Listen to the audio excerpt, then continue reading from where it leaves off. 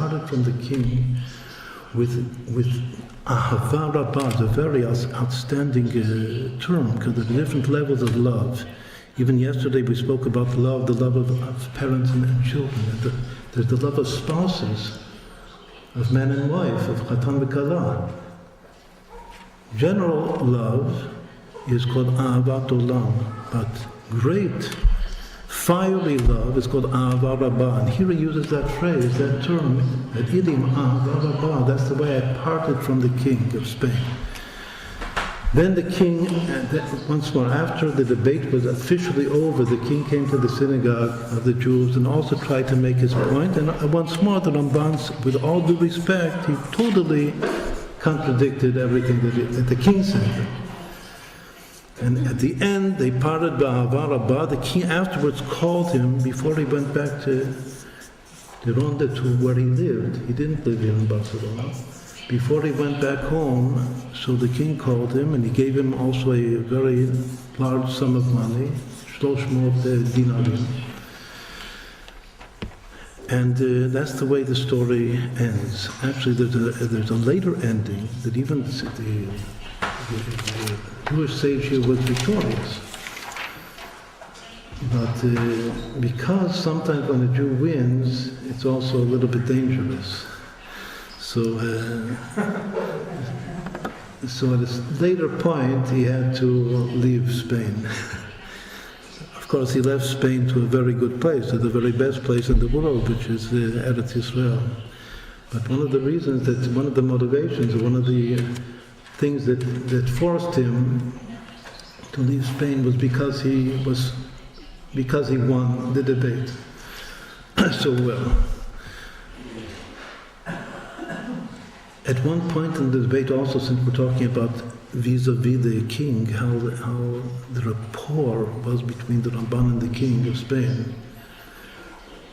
So first of all, the Ramban makes a very, very strong point throughout the debate that our religion, even though we believe very strongly in Mashiach, in the coming of Mashiach, it's one, according to the Rambam, it's one of the 13 principles of our faith, and to believe that he can come every day. Even though the Ramban himself has an idea of a potential date of when a Mashiach will arrive, and it's several decades later. He said this in the synagogue. He says, all of my Jewish congregants will not like to hear this because the Jew believes that the Mashiach can come today. But I have a cheshbon that maybe he'll come a few decades from now. In any event, we believe very strongly, but the religion, the Torah, is not dependent upon Mashiach.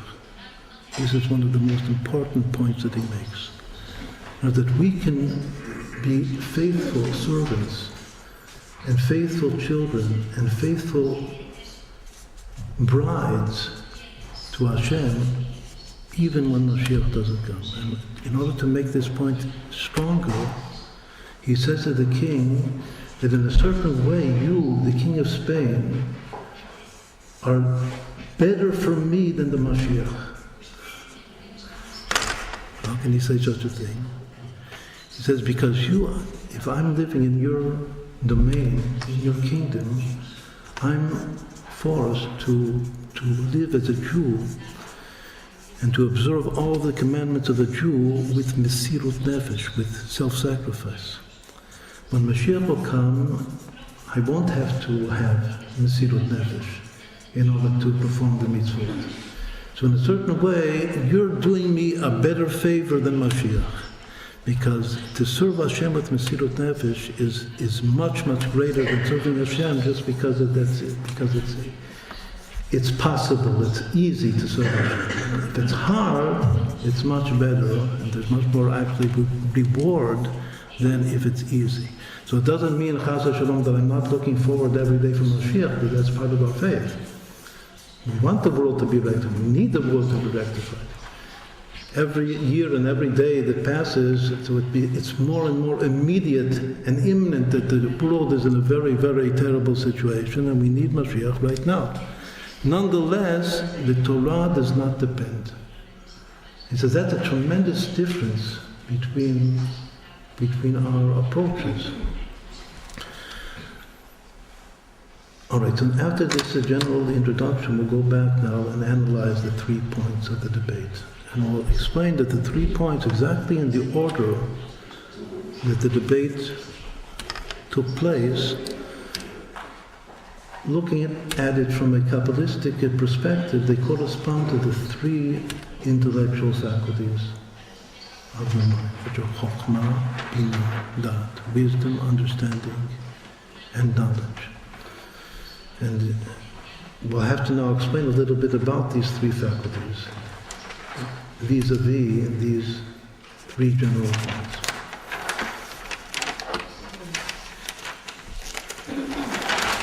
The greater a tzaddik is, and a divine soul of Israel is, the more the reality of the future is here. As one of tzaddik, it says that the word past in Hebrew, avar, means past, is the same word as avera, which is transgression. It says that a not tzaddik, not such a good person, lives in the past. What does it mean that he lives in the past? That he lives in causation, in determination, determinism. The past, the person got into a rut, is the idiom in English. And that rut that he got into, the past determines his present behavior. And he can't get out of the past controlling his presence. That's the opposite of the tzaddik. It is in the past. A Beinoni, we're talking about the intermediates, we'll talk more about the intermediates today. Between a Rasha and a tzaddik, there's an intermediate state which is called the Beinoni. Whoever is familiar with the classic text of Chassidut, the Tanya, it's called Sefer Shel Beinonim. It's in order to describe and to define the spiritual state of the Beinoni. In grammar, if you study Hebrew grammar, the grammar of the great Medaktakim from the medieval period, the period of the Rambam and the Ramban, the present tense is called Zman Beinoni. That's where there's Avar. Avar is past tense. Atid is future. And present is called Beinoni. Zman Beinoni, that's the term. So it's explained in Kabbalah itself that a Beinoni, a soul at this level, is a soul that lives in the present moment. He's not determined by the past. The past is not in control of him. He's free. He's able to implement his bechira choshit, his free choice, because he's in the present.